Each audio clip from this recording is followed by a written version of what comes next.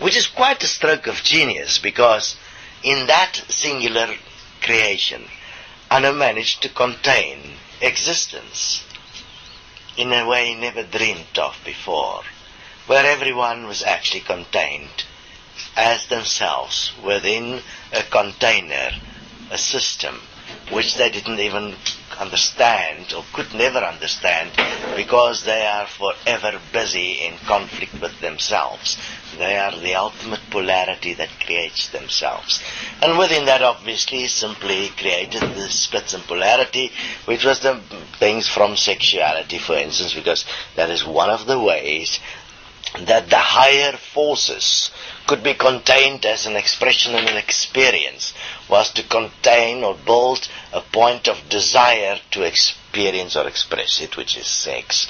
And the method or the mechanics or the methodology or the goodies with which to actually access it, to let it build up to a point where it can be taken to a higher level of expression, so that one can experience this peculiar elixir of life that was discovered in energy called the Kundalini.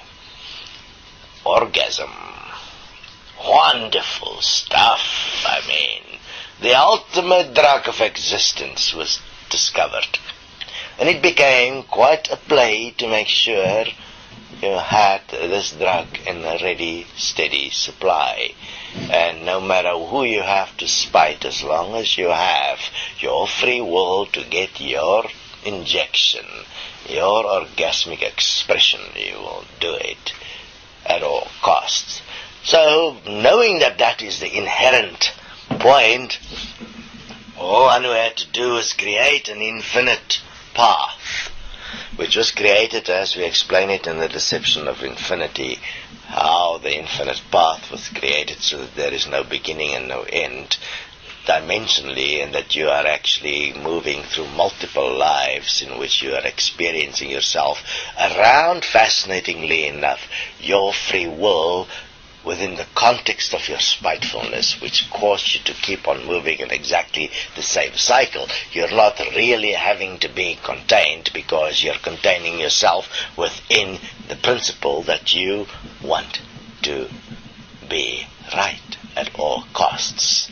And because you want to be right, which is impossible under the primary law of the universe, which is balance, you are always taken to the point where you are wrong, and therefore you are continuing then attempting to move back to the point you are right.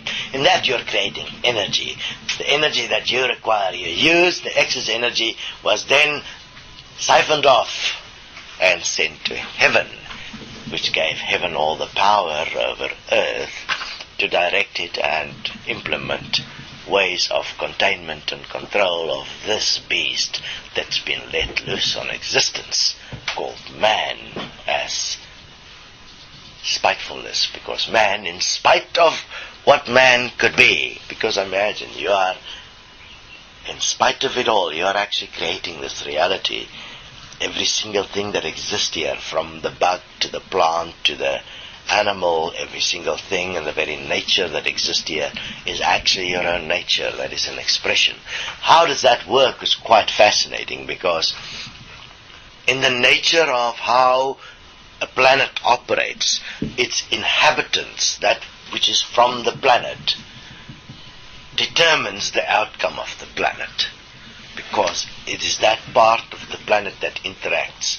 By inserting the mind consciousness system, the principle of thought, spitefulness, and free will within the being, through the physical, they could actually direct what is created in the physical. So in the first 7 years of a child's life, the child is pre-programmed both through genetics, DNA, and through the influence of environment and the principle of structural capturing, which is the point of seeing, and a point of structural hearing, which where you hear, to place into containment and design that which is required within the physical to keep the being occupied within the principle of spitefulness by feeding it constantly conflicting ideas and principles that unbalance their existence, so that they may never question where they are, who they are, why they are, and what is going on. And within that, then, eventually what manifested, obviously, was the very system which is, as you see today, television, machines, motor cars, everything that you find today, the electrical grids, the forces that is here within the laws that is here. Have a look. You can't unbalance them in a way. They are balanced within the principle of your own fear. Your own fear, which is inherent, your distrust in each other, and the principle that through spitefulness and power, a fascinating thing has been developed. A control which is based on compound interest, which is based on compounding, which is based on genetics. The genetic lines were placed specifically within a principle of from father to son. Control was built in. And that was done under the principle that there is apparently a God which stands and takes responsibility for our spitefulness. Therefore, eventually, by doing that acts that is prescribed, this God will absorb us from our spitefulness, and that we are acting in the name of this God, and that this God in its very nature is spiteful, as you would read it is written.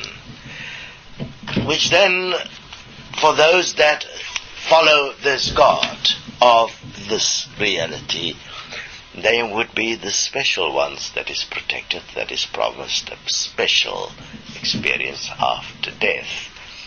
But in that, obviously, a peculiar problem emerged, that those that followed this particular line of free will, spitefulness, would deliberately destroy the earth, the source of everything that they exist as, because they would see it as unimportant, because what is really important is only after death. Why was that done? It's because the real power was in the physical. How do you make sure that the real power will never be used?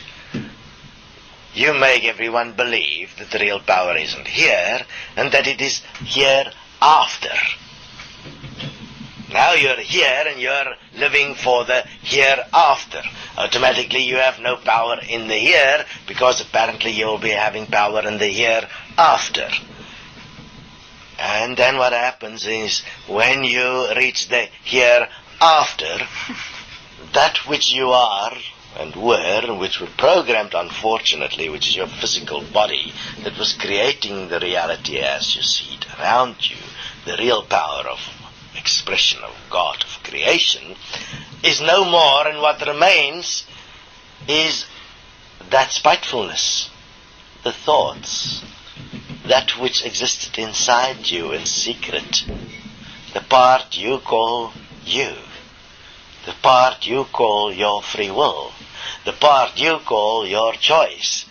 That's what remains, and have a look to what degree you're dishonest about that.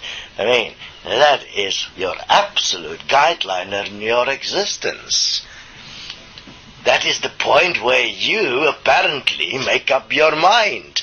It is where you apparently make a choice. It is where you apparently decide what are you going to do with your life.